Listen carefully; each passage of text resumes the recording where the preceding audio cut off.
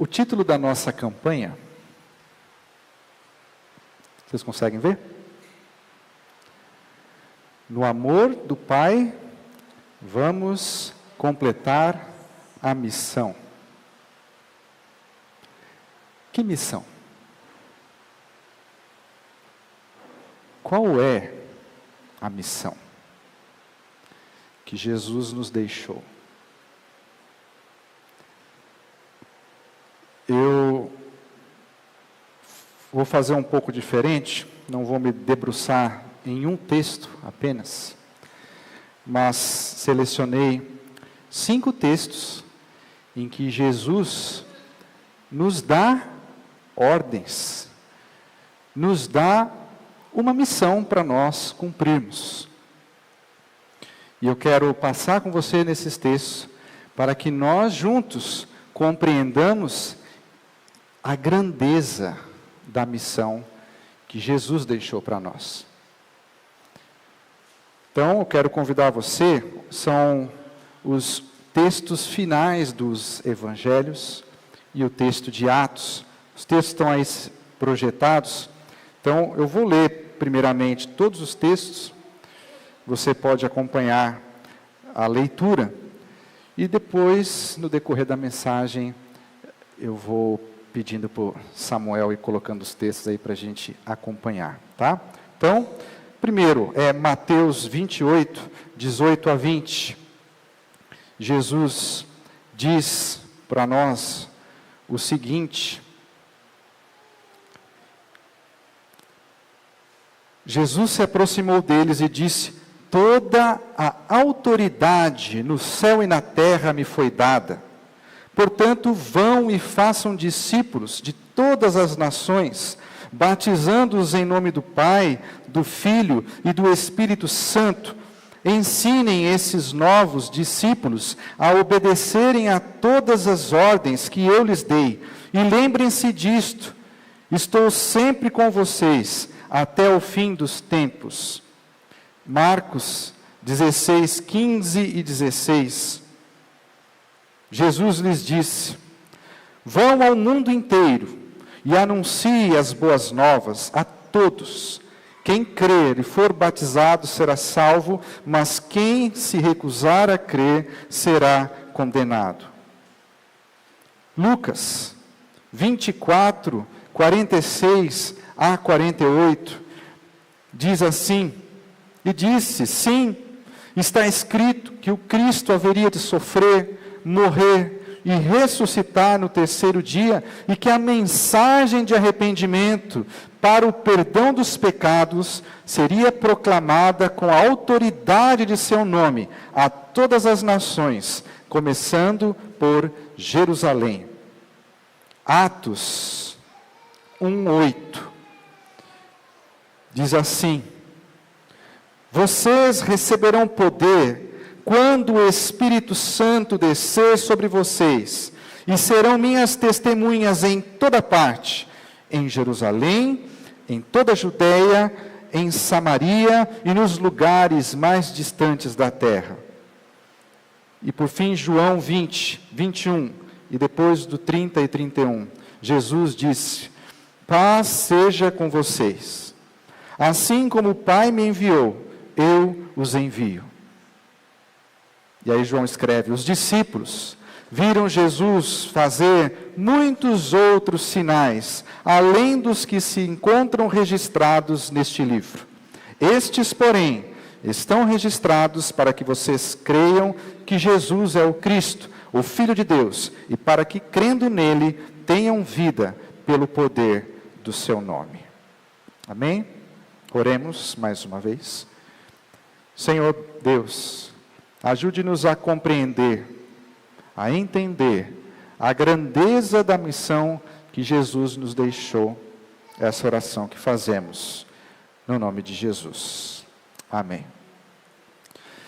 Quando chegamos no final de uma série, seja de livros, de filmes, de séries, é sempre bom nós fazermos uma recapitulação de tudo que nós vimos. Ajuda-nos a compreender melhor o que o autor quis nos passar. Hoje eu quero ver com vocês essas passagens que é Jesus falando e deixando para nós instruções, ordens, uma missão para que a gente cumpra. Não pretendo ser a palavra final, porque Jesus nos deixou muitas ordens. Mas quero que a gente, pelo menos, compreenda a amplitude do que Jesus quer que a gente faça como igreja. Sabe, é comum nos concílios, para provar os candidatos ao ministério pastoral, perguntar: qual é a missão da igreja? Eu já estou preparando a minha resposta, pastor. Como eu falei, Jesus habitou aqui entre nós e deixou muitas palavras, ordenanças, de comportamentos que Ele espera que nós, os seus discípulos, tenhamos. Ser sal e luz, amar a Deus e ao próximo. Mas o que todas essas mensagens que nós lemos, os textos que nós lemos aqui, têm em comum, é que todas elas foram faladas por Jesus após a sua ressurreição. E é Jesus mostrando aos seus discípulos o que fazer dali para frente. Porque Jesus não estaria mais com eles. Se até aquele momento Jesus esteve conduzindo os seus discípulos, Jesus agora fala: olha, estou voltando para o Pai, e vocês não vão ficar sozinhos. Eu vou mandar um ajudador, um conselheiro, mas vocês não vão ficar ociosos, sem nada para fazer. Eu vou dar metas, objetivos, missão para vocês cumprirem. E hoje nós vamos ver cada uma dessas. A primeira resposta que algumas pessoas podem dar, dizendo qual é a missão da igreja, é o texto de Mateus, chamado de a Grande Comissão. Está lá no capítulo 28. Jesus encontra com seus discípulos, já ressuscitado, e ele fala para eles, põe para mim aí, Samuel, Mateus 28.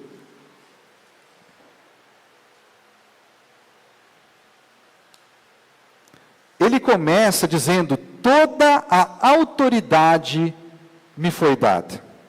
O começo da ordem de Jesus é: toda a autoridade me foi dada.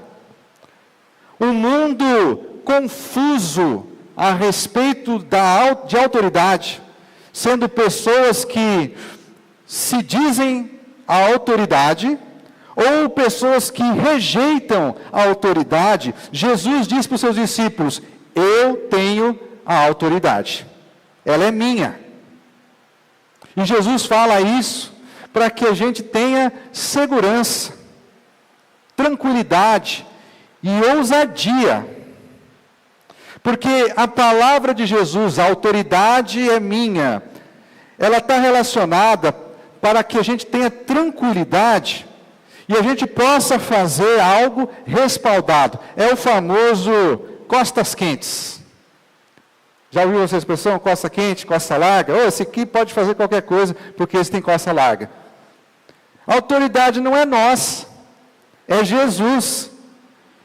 Se alguém tem algum problema com nós cumprindo a ordem de Jesus, que reclame com Ele, porque Ele é a autoridade. Sabe aquela brincadeira de criança? Quem é o mais forte? A barata tem medo do rato. O rato tem medo do gato. O gato tem medo do cachorro. O cachorro tem medo do homem. Ah, então o homem é o mais forte. Mas o homem tem medo da mulher.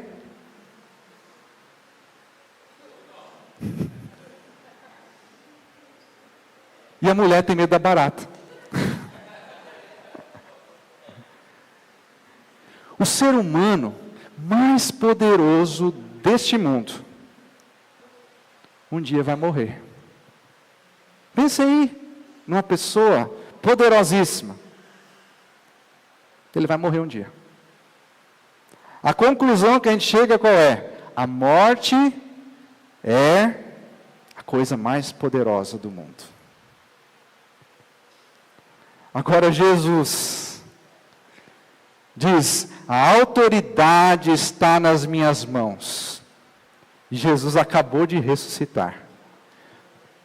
A conclusão: Jesus é a pessoa mais poderosa do universo, porque Ele venceu a coisa mais poderosa. Nós agimos aqui porque Jesus tem autoridade e Ele manda sobre tudo. A nossa autoridade não vem de nós mesmos, ela vem de Jesus. Mas essa autoridade que Jesus nos deu, não é para nós exercermos poder sobre as pessoas. Jesus fala, é para que nós façamos discípulos. Jesus fala, pode passar aí, Samuel, vão por todo mundo. E no original aqui, Jesus está dizendo, indo. Não a tradução nossa, vão, é indo, façam discípulos. Enquanto vocês estiverem indo, enquanto vocês estiverem vivendo, enquanto vocês estiverem aqui, façam discípulos. E o que é um discípulo? O discípulo é aquele que é um aprendiz de um mestre, de alguém, é aquele que segue uma outra pessoa. Portanto, fazer discípulos envolve relacionamento, envolve interação, dedicação, envolvimento, porque era assim que era feito no passado. O discípulo seguia o mestre, seguia literalmente, ia atrás dele. Para onde o mestre ia, o discípulo estava atrás. E o mestre ia ensinando o seu discípulo. Ninguém faz discípulo sentado. Ninguém faz discípulo assistindo Netflix. Precisa haver envolvimento, relacionamento. E é isso que Jesus fala para nós fazermos. Façam discípulos. Além de fazer discípulos, Jesus diz para nós que nós devemos batizar e ensinar. Batize, ensine. O batismo é a pública expressão da nossa fé. Nós tomamos a decisão de seguir a Jesus. O batismo é você dizendo para todas as pessoas: olha, eu sou um seguidor de Jesus. Ele é o meu mestre. O batismo também é a forma de você adentrar para a comunidade dos outros discípulos que já expressaram a sua fé de maneira pública.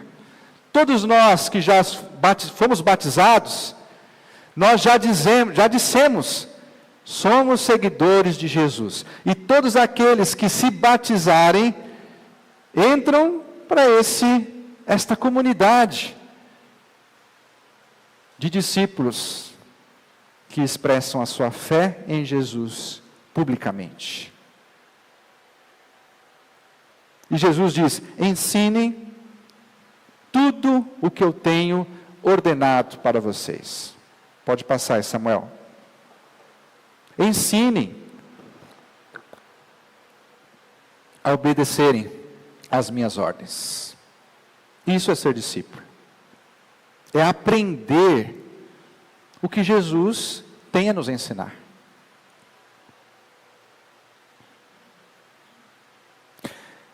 A segunda resposta que alguém pode dar a respeito qual é a missão da igreja é Marcos 16. Ele pode dizer, olha, a missão da igreja é a evangelização das nações. O texto diz, vão ao mundo inteiro, preguem, anunciem o evangelho a toda criatura.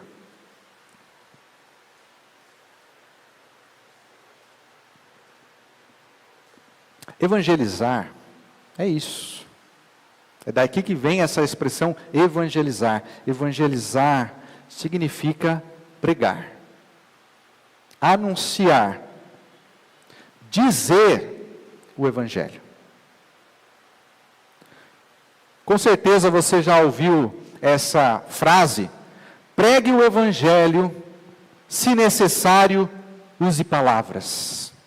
É uma frase atribuída a São Francisco de Assis. Mas essa frase está errada.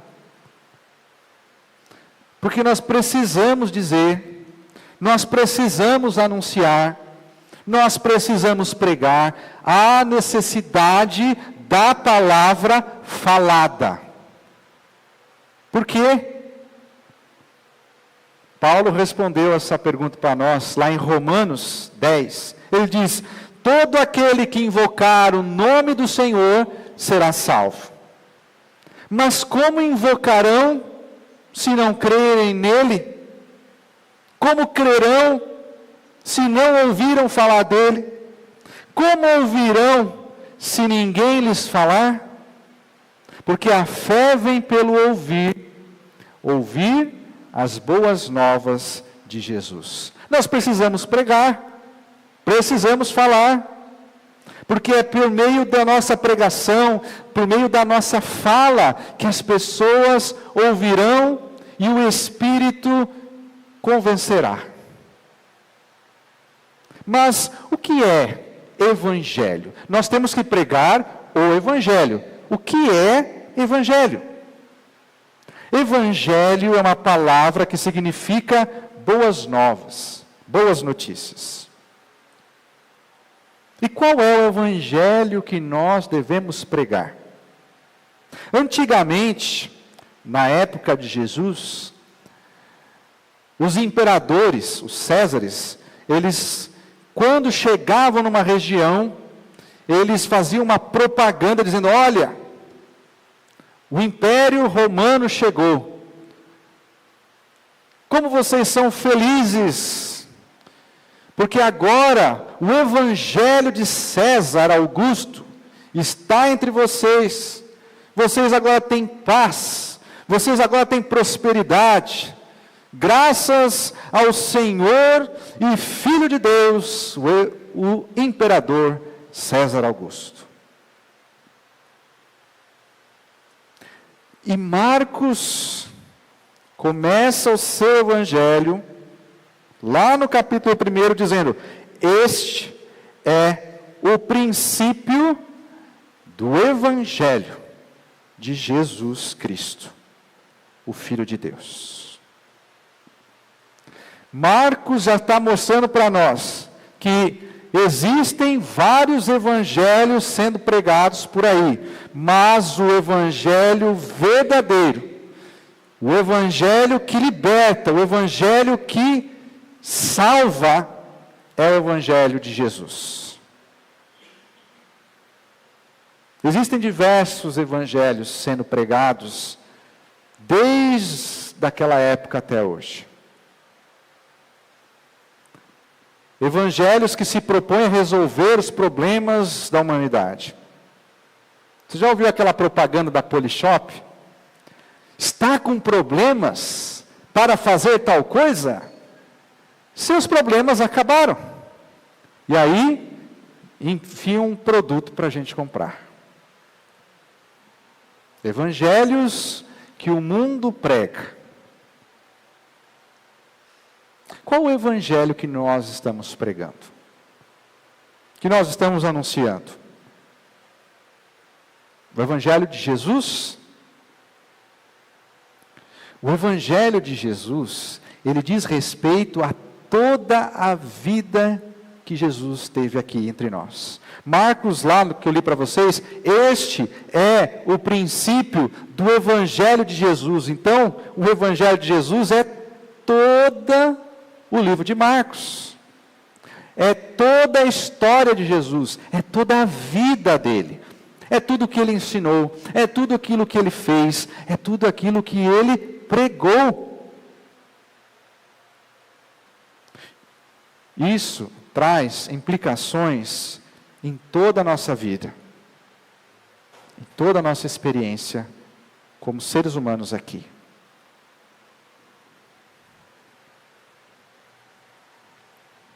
A missão da igreja também, algumas pessoas podem falar, olha, a missão da igreja, está lá em Lucas 24, a missão da igreja é nós sermos testemunhas de Jesus. Passa aí para mim, Samuel, Lucas 24. Sabe, esse texto ele é interessante, ele é peculiar, porque ele é a única vez que Jesus explica a missão para um grupo reduzido de discípulos. Apenas 2 discípulos estavam ali conversando com Jesus. E Jesus faz referência a essa missão que os discípulos teriam, e ela estava respaldada no todo o Antigo Testamento.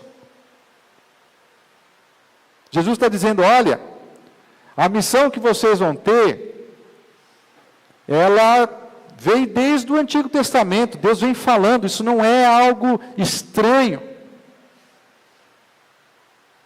E Jesus vai dizer, olha, o Cristo deveria sofrer, morrer e ressuscitar ao 3º dia, como diz as Escrituras. E vocês vão ser testemunhas desse fato. O que é uma testemunha?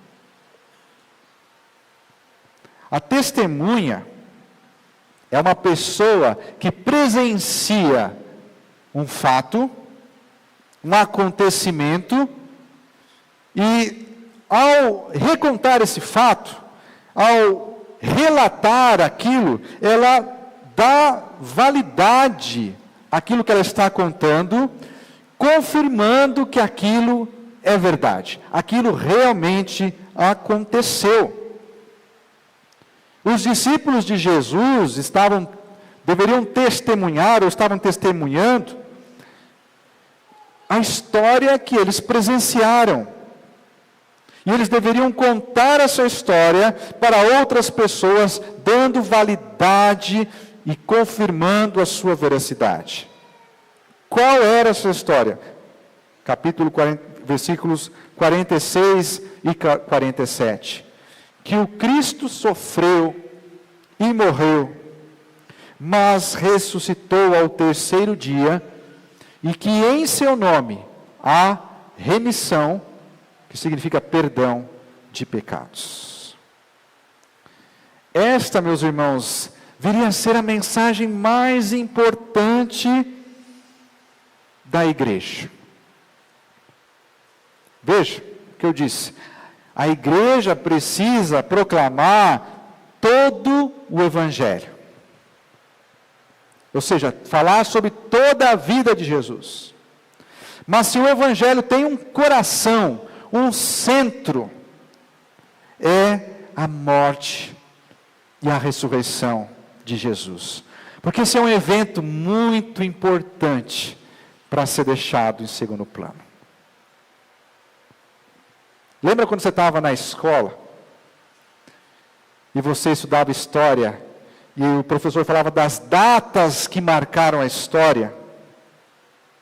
A descoberta das Américas, a fuga de Dom João VI de Portugal para cá, são datas que marcaram a história. A morte e ressurreição de Jesus marcou a história, porque dividiu ela em 2 momentos, antes e depois de Jesus. Agora, você pode ter uma pergunta muito sincera, que é: mas como eu vou testemunhar que Jesus está vivo se eu nunca o vi? É uma pergunta válida que você pode ter. Paulo escreve lá em Gálatas 2:20: fui crucificado com Cristo. Assim, já não sou eu quem vive, mas Cristo vive em mim. Portanto, vivo neste corpo terreno pela fé no Filho de Deus, que me amou e se entregou por mim. Se nós colocarmos a nossa fé em Jesus, nós saberemos que Ele está vivo, porque Ele passa a viver em nós. E nós devemos ser testemunhas disso. Jesus fala para nós sermos testemunhas, não advogados de acusação, nem juízes que vão condenar o mundo. Devemos ser testemunhas para apontar para Jesus.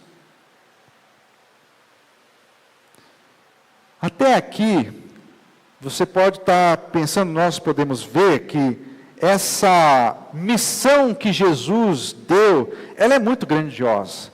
Nós temos que testemunhar de Jesus, temos que evangelizar o mundo, temos que fazer discípulos nas nações. Como fazer isso? Por qual modo vamos cumprir esta missão?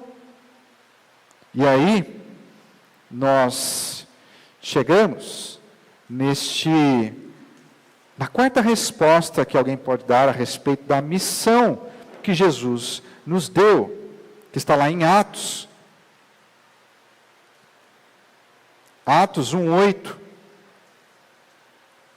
E essa missão que Jesus deu é de nós, impulsionados pelo poder do Espírito Santo, irmos nos caminhos que Ele nos indicou, testemunhando a respeito dele. Veja o que Jesus diz no início do versículo: receberão poder quando o Espírito Santo descer sobre vocês. Nós somos impulsionados pelo poder do Espírito.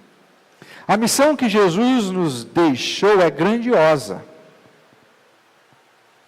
E isso pode nos dar a impressão de que não vamos conseguir. Se for depender de nós mesmos, não vamos conseguir. Mas Jesus sabia disso e deixou aos seus discípulos alguém para ajudar. O Espírito Santo. Lucas é o escritor do Espírito Santo.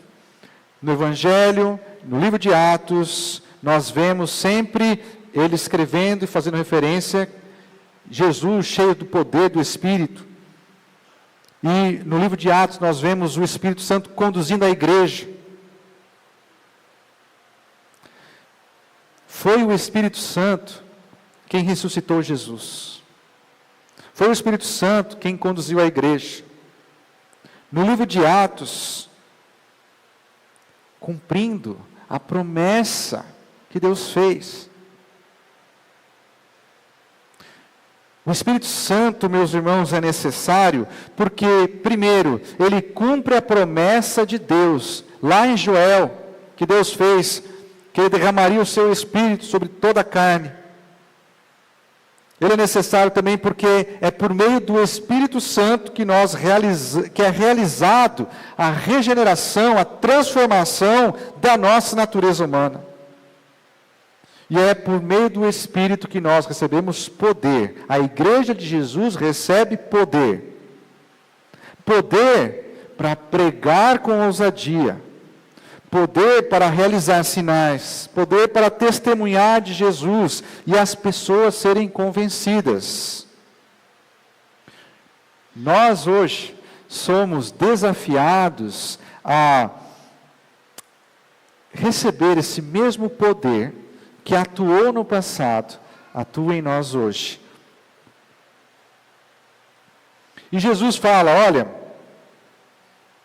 vocês vão completar essa missão, impulsionados pelo poder do Espírito, nos seguintes caminhos, nos seguintes lugares. Vocês vão ser minhas testemunhas, e o Espírito vai lhes dar essa capacidade de testemunhar em Jerusalém, na Judéia, na Samaria e nos confins da terra. Jesus aqui nos dá os limites geográficos da missão. Jesus está dizendo: olha, vocês vão cumprir a missão que eu estou lhes dando, no poder do Espírito Santo, e vocês vão testemunhar aqui em Jerusalém, ou seja, em nossa própria cidade, na Judéia, na nossa nação, na Samaria, para os estrangeiros, na nação de vocês, porque os samaritanos eram um povo de fora, e nos lugares mais distantes da terra. Vocês vão testemunhar em sua cidade, na sua nação, para os estrangeiros que estiverem na sua nação e nos lugares mais distantes da terra.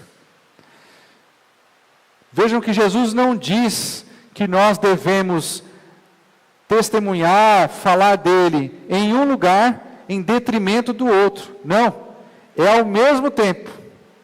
Devemos ser testemunhas aqui, na nação, para os estrangeiros e no mundo inteiro. Ao mesmo tempo, não uma em detrimento do outro. E a quinta resposta que alguém pode dar a respeito da missão que Jesus nos deu, está em João.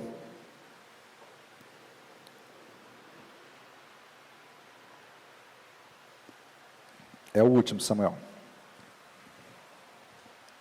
Aí. Jesus encontra os seus discípulos e diz: paz seja com vocês. Assim como o Pai me enviou, eu os envio. Jesus foi enviado por Deus com uma missão, e os sinais que ele realizou foram a prova disso. Veja comigo os versículos 30 e 31. Os discípulos viram Jesus fazer muitos outros sinais, além dos que estão escritos neste livro. Estes, porém, estão registrados para que vocês creiam que Jesus é o Cristo, o Filho de Deus, e crendo, tenham vida pelo poder do seu nome. Os sinais foram as provas que Jesus era o Messias prometido, aquele que viria, o Filho de Deus. Foi isso, inclusive, que Nicodemos falou para Jesus. Lá em João 3, Nicodemos se encontra com Jesus e fala: mestre, sabemos que o Senhor vem de Deus, porque ninguém pode fazer o que o Senhor faz, se Deus não estiver com ele. E nós, discípulos de Jesus, somos enviados por ele da mesma forma que o Pai o enviou. Que sinais nós temos dado de que somos enviados por Jesus? Que provas temos dado de que somos uma igreja que segue a Jesus? Será que as pessoas podem olhar para nós e dizer: olha, nós sabemos que aquela igreja é de Deus, porque ninguém pode fazer o que eles fazem se Deus não estiver com eles? Que sinais nós temos dado? Estamos cuidando como Jesus cuidou? Estamos alimentando quando necessário, como Jesus alimentou, estamos acolhendo como Jesus acolheu, estamos servindo como Jesus serviu?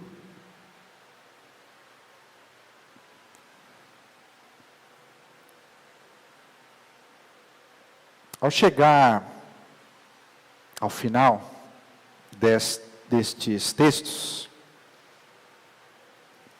eu acho que a pergunta que pode surgir é: mas e agora? Qual é a missão? Nós vimos aqui 5 possibilidades, 5 respostas que alguém pode dar a respeito da missão que Jesus deixou para nós, seus discípulos. E a resposta é: a missão é tudo isso. Tudo isso que Jesus nos deixou. E aqui eu vou tentar juntar tudo para formarmos uma frase que indique a missão de Jesus, que Jesus deixou para nós. Como o Pai me enviou, eu também vos envio. Vão, no poder do Espírito Santo, na sua cidade, na sua nação, no mundo todo, inclusive para os que são estrangeiros em seu país. Proclamem, anunciem as boas novas de que Jesus é o Cristo, o Messias, o prometido que viria, o Filho de Deus, e para que crendo tenham vida pelo poder do seu nome. Proclamem isso a todas as nações, fazendo daqueles que crerem novos discípulos, batizando-os em nome do Pai, do Filho e do Espírito Santo, ensinando-os a obedecer tudo que tenho ordenado. E a parte final: estou sempre com vocês até o fim dos tempos.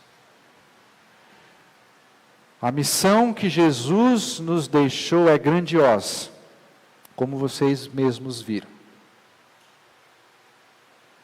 Mas nós temos a promessa de que Ele estará conosco até o fim dos tempos. Vamos orar? Senhor Deus e amado Pai, lendo e vendo, Senhor, todas as ordens que Jesus nos deixou, isso nos deixa pequenos diante da grandiosidade da missão, diante de tantas coisas que devemos cumprir.